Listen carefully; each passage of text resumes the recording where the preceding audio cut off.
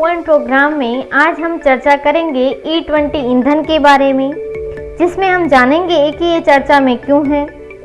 E20 ईंधन के बारे में, हरित ईंधन क्या है, हरित ईंधन के प्रकार जिसमें बायोएथेनॉल, बायोडीजल, बायोब्यूटेनॉल, बायोहाइड्रोजन, जैव ईंधन को बढ़ावा देने हेतु पहले जैव ईंधन पर राष्ट्रीय नीति 2018 को, और समझेंगे आगे की राह को।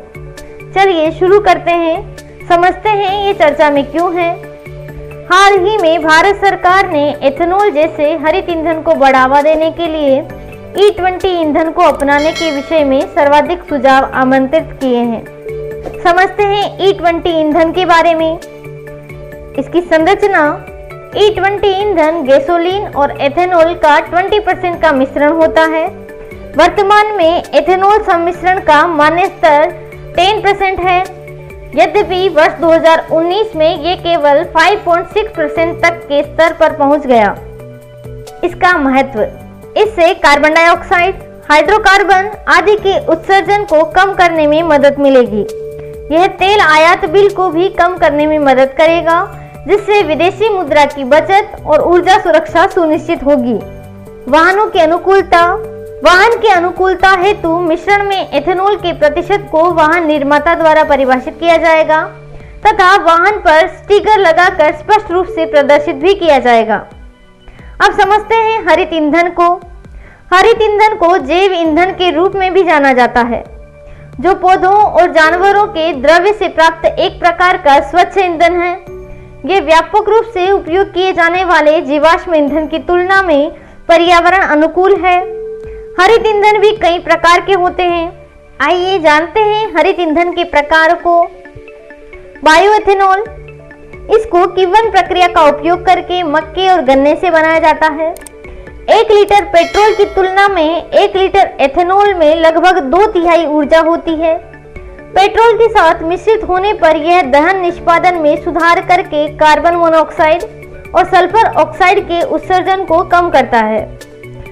बायोडीजल, इसको वनस्पति तेलों जैसे सोयाबीन, ताड़ या वनस्पति अवशिष्ट तेल और पशु वसा से प्राप्त किया जाता है। इसे ट्रांस एस्टरिफिकेशन कहा जाता है। यह डीजल की तुलना में बहुत कम हानिकारक गैसों का उत्सर्जन करता है।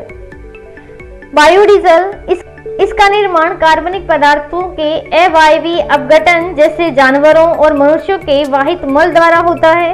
बायोगैस में मुख्यतः मीथेन और कार्बन डाइऑक्साइड गैसें होती हैं। हालांकि इसमें बहुत कम अनुपात में hydrogen sulphide, hydrogen, carbon monoxide और साइलोक्सेन गैसें भी होती है। इसे आमतौर पर हीटिंग, बिजली और ऑटोमोबाइल के काम में उपयोग किया जाता है। बायोब्यूटेनॉल, इसको भी बायोएथेनॉल की तरह स्टार्च के किण्वन से तैयार किया जाता है। अन्य गैसोलीन विकल्पों में से ब्यूटेनॉल से ऊर्जा की प्राप्ति सबसे अधिक होती है।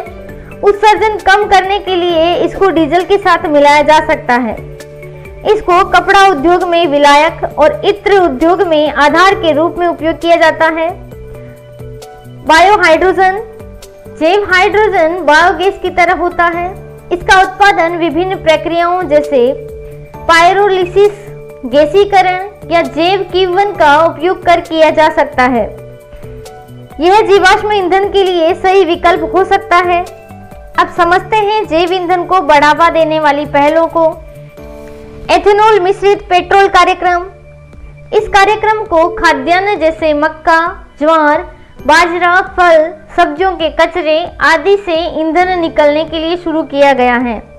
प्रधानमंत्री जीवन योजना 2019, इस योजना का उद्देश्य वाणिज्यिक परियोजनाओं की स्थापना के लिए एक परिस्थिति तंत्र का निर्माण करना और 2G एथेनॉल क्षेत्र में अनुसंधान तथा विकास को बढ़ावा देना है।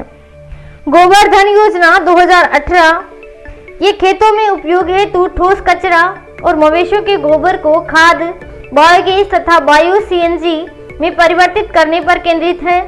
इस प्रकार गांवों को साफ सुथरा रखने और ग्रामीण परिवारों की आय में वृद्धि करने में मदद मिलेगी।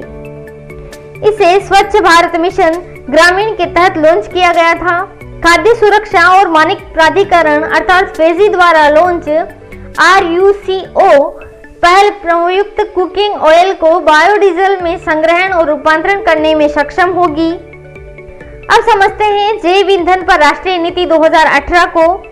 एथेनॉल उत्पादन हेतु गन्ने का रस, चीनी युक्त सामग्री, स्टार्च युक्त सामग्री तथा क्षतिग्रस्त अनाज जैसे गेहूं, टूटे चावल और सड़े हुए आलू तक कच्चे माल के दायरे का विस्तार है। जैव ईंधनों को आधारभूत जैव ईंधनों यानी पहली पीढ़ी के बायोएथेनॉल और बायोडीजल तथा विकसित जैव ईंधनों यानी दूसरी पीढ़ी के एथेनॉल तथा निगम के ठोस कचरे को लेकर ड्रॉप इन ईंधन की तीसरी पीढ़ी के जैव ईंधन बायो सीएनजी आदि के रूप में श्रेणीबद्ध किया गया।